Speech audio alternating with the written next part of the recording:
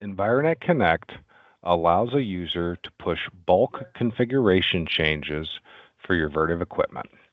In order to do that, if you're on the home page, go ahead and select Equipment, and then go ahead and select Devices.